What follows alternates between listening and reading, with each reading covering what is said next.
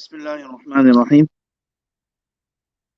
We were discussing yesterday the hadith in which Rasulullah sallallahu alaihi wasallam mentioned that fasting is a protective shield for man as long as it does not tear up the protection. And the ulama have mentioned 6 things about which a person should take great care about when fasting. One was to protect the eyes. The second was to protect the tongue. Thirdly, Hazrat Sheikh mentions, thirdly, we should be careful that the ears are kept away from listening to anything makruh, undesirable. It is equally unlawful to listen to anything that should not be said. Rasulullah sallallahu alaihi wasallam has said, if in backbiting, both the backbiter and the one who listens to it are equal partners in sin. Fourthly, the rest of the body should be kept away from sin and unlawful things. Neither should the hands touch it, nor the feet walk towards it. With the stomach, special care should be taken, especially at the time of iftar, that no such thing enters it about which there is any doubt. When a person fasts and at iftar time breaks his fast with haram food, he is like a sick person who takes medicine as a cure, but adds a little poison which destroys him. Fifthly, after having fasted, it is not advisable to fill the stomach completely, even with halal food at iftar, because the purpose of fasting is defeated.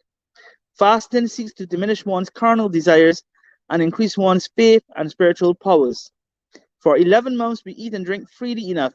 In Ramadan, we should be able to cut down to a minimum.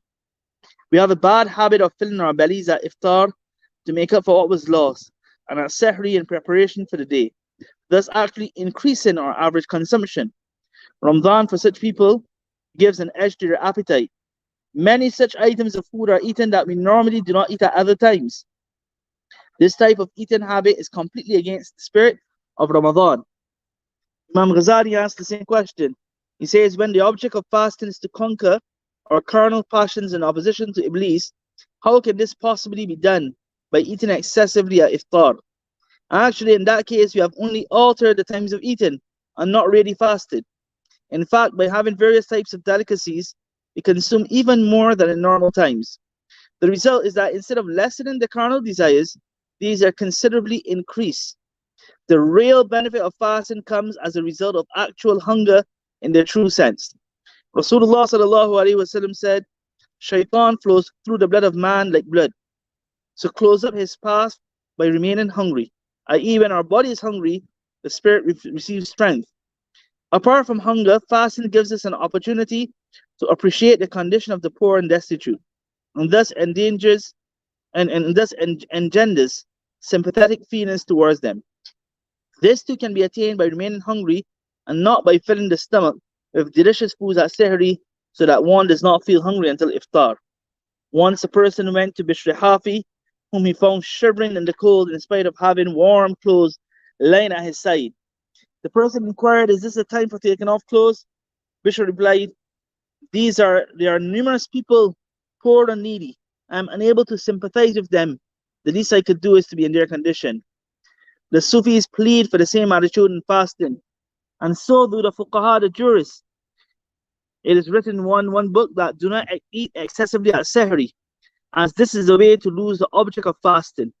Allama Tahtawi rahmatullahi alayhi writes, when hunger is really felt, the reward of fasting becomes definitely more. Similarly, a feeling is developed for the poor and hungry ones.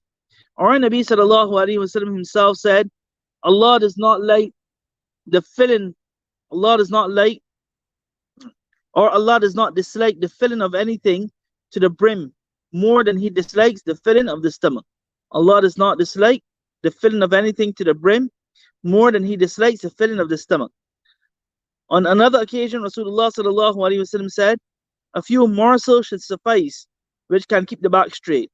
The best way for man is that 1/3 should be filled with food, 1/3 with drink, while the other 1/3 remains empty.